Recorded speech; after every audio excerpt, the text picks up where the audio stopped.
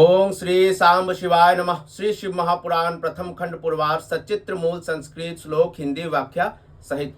नमस्कार, मैं रॉकी हिंदुस्तानी तेजपुर असम से।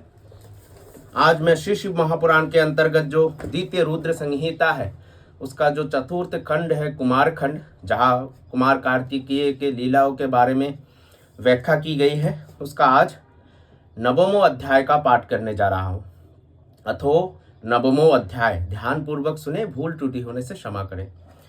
ब्रह्मा जी का कार्तिकेय को तारक के वध के लिए प्रेरित करना, तारकासुर द्वारा विष्णु तथा इंद्र की भत्सरना, पुनः इंद्रादि के साथ तारकासुर का युद्ध। ब्रह्मा जी बोले, हे देव देव, हे गुह, हे स्वामीन, हे शंकर पुत्र, हे पार्वती सूत, विष्णु तथा तारकासुर का ये व्यर्थ संग्राम शोभा नहीं देता।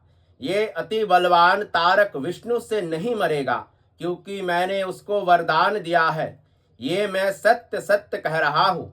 हे पार्वती सूत, आपके बिना इस पापी को मारने वाला अन्य कोई नहीं है। इसीलिए हे महाप्रभु, आप मेरा ये वचन स्वीकार कीजिए। हे परंतप, अब आप शीघ्र ही इस दैत्य के वध के लिए तत्पर हो जाइए। हे शिवापुत्र, इसको मारने के लिए ही आप शंकर जी से उत्पन्न हुए हैं। हे महावीर, आप रणभूमि में इन पीड़ित देवगणों की रक्षा कीजिए। आप न तो बालक है न युवा है, किंतु सर्वेश्वर प्रभु है। आप इस समय व्याकुल इंद्र, विष्णु, अन्य देवताओं एवं गणों को देखिए और इस महादैत्य का वध कीजिए तथा त्रैलोक्य को सुख प्रदान कीजिए।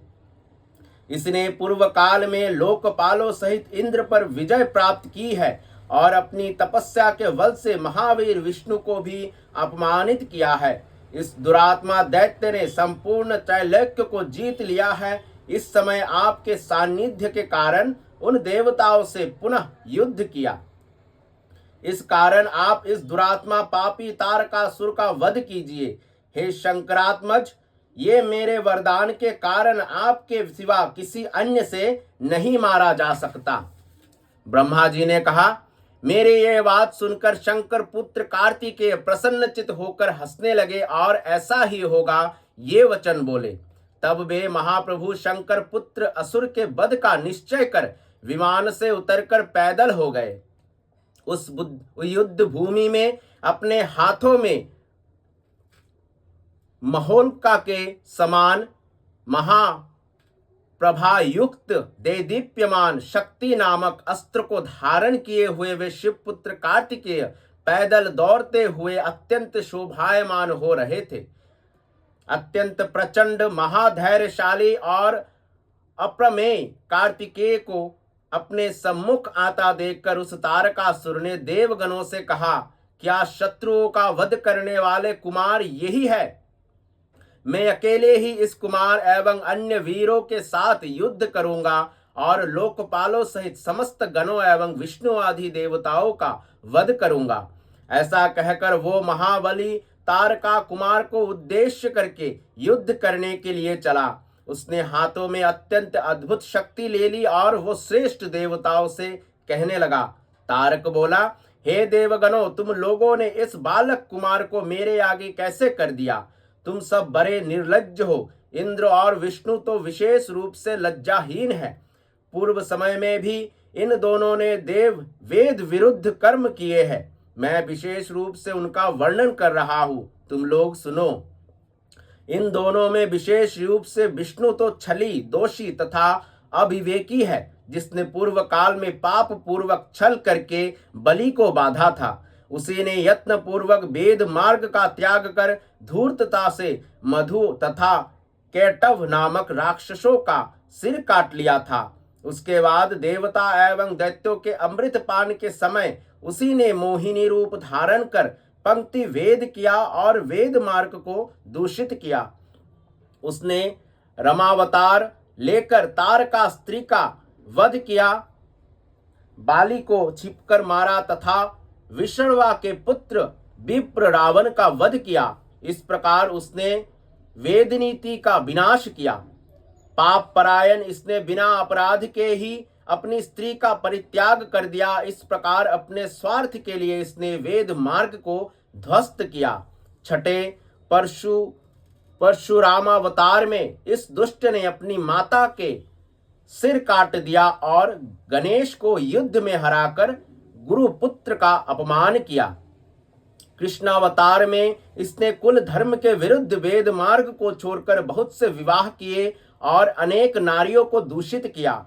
इसके बाद 9वें बुद्धावतार में इसने वेद मार्ग की निंदा की और वेद मार्ग का विरोध करने वाले नास्तिक मत का स्थापन किया। इस प्रकार जिसने वेद मार्ग को छोड़कर पाप किया है वो युद्ध में कैसे विजयी हो सकता है और कैसे धर्मात्माओं में श्रेष्ठ हो सकता है। इसी प्रकार इसका ज्येष्ठ भ्राता इंद्र भी महापापी कहा गया है। उसने भी अपने स्वार्थ के लिए नाना प्रकार के पाप किए हैं। उसने अपने स्वार्थ के लिए दीति के गर्भ में प्रवेश कर गर्भस्थ बालक के टुकड़े टुकड़े कर दिए। गौतम की स्त्री से व्यभिचार किया और ब्राह्मण कुमार वृत्र का वध किया। विश्वरूप ब्राह्मण का जो असुरों का भागिने तथा इंद्र का गुरु भी था, उसका सिर काटकर इसने वेद मार्ग को विनष्ट किया। इस प्रकार विष्णु एवं इंद्र वे दोनों बार बार अनेक पाप करके तेज से रहित तथा विनष्ट पराक्रम वाले हो गए। हे देवगण, इन दोनों के बल से तुम लोग संग्राम में विजय नहीं प्राप्त कर सकोगे। फिर मूर्खता करके तुम लोग अपना प्राण त्याग करने के लिए यहाँ क्यों आए हो? ये दोनों बड़े लंपट एवं स्वार्थी है, इन्हें धर्म का ज्ञान नहीं है। हे देवताओं, धर्म के बिना किया गया सारा कृत्य व्यर्थ होता है। ये दोनों बड़े धृष्ट है। इन दोनों ने इस बालक को मेरे सामने खड़ा कर दिया है। यदि मैं बालक का वध करूंगा तो ये पाप भी इन्हीं दोनों को लगेगा। किंतु ये बालक अपने प्राण की रक्षा के लिए यहाँ से दूर चला जाए। विष्णु तथा इंद्र के विषय में इस प्रकार कहकर उसने वीरभद्र से कहा, तुमने भी पहले दक्ष प्रजापति के यज्ञ में अनेक ब्राह्मणों का वध किया था। हे अनग, मैं आज तुम्हें उस कर्म का फल चखाऊंगा।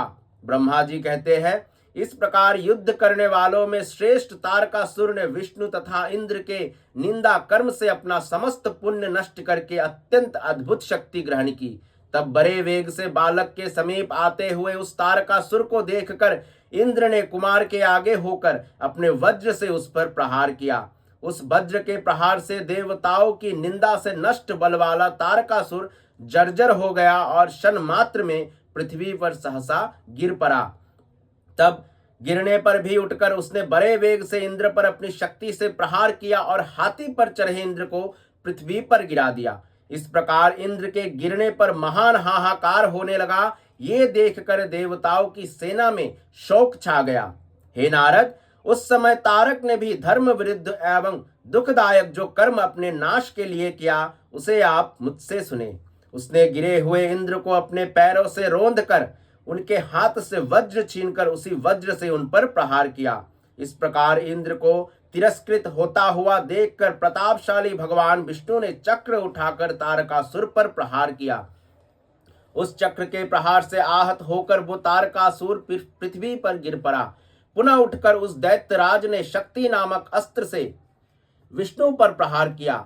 उस शक्ति के प्रहार से विष्णु पृथ्वी पर गिर पड़े। इससे बड़ा हाहाकार मच गया और देवता लोग जोर जोर से चिल्लाने लगे। एक निमेष मात्र में पुनः अभी विष्णु उठ ही रहे थे, तभी उस समय वीरभद्र उस असुर के समीप आ गए। प्रतापी एवं बलवान वीरभद्र ने अपना त्रिशूल लेकर बड़े वेग से उस दैत्यपति तारकासुर पर बलपूर्वक प्रहार किया।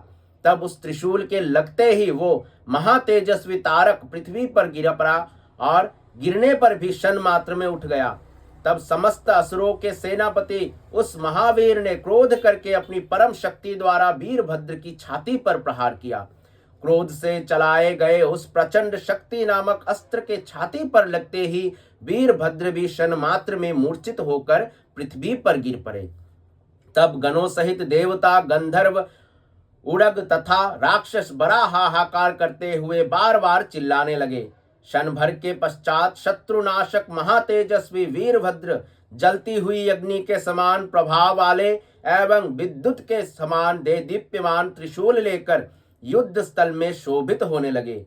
वो त्रिशूल अपनी कांति से दिशाओं को प्रकाशित कर रहा था। वो सूर्य एवं चंद्र के बिंब तथा अग्नि के समान मंडल वाला, महाप्रभा से युक्त, वीरों को भय उत्पन्न करने वाला, काल के समान सबका अंत करने वाला तथा महोज्जल था।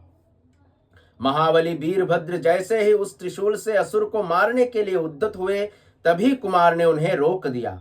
इस प्रकार श्री शिव महापुराण के अंतर्गत द्वितीय रुद्र संहिता के चतुर्थ कुमार खंड में तारका, वाक्य, शस्त्र, विष्णु, वीरभद्र वर्णन, युद्ध वर्णन नामक 9वां अध्याय पूर्ण हुआ। धन्यवाद। आने वाले अध्याय यानी जो 10वां अध्याय होने वाला है कुमार खंड में, अथो 10वां अध्याय में हम लोग कुमार कार्तिकेय और तारकासुर का भीषण संग्राम, कार्तिकेय द्वारा तारकासुर का वध, देवताओं द्वारा दैत्य सेना पर विजय प्राप्त करना, सर्वत्र विजयोल्लास, देवताओं द्वारा शिवाशिव तथा कुमार की स्तुति करना। तब तक के लिए धन्यवाद। सांब सदाशिव सांब, सदाशिव सांब।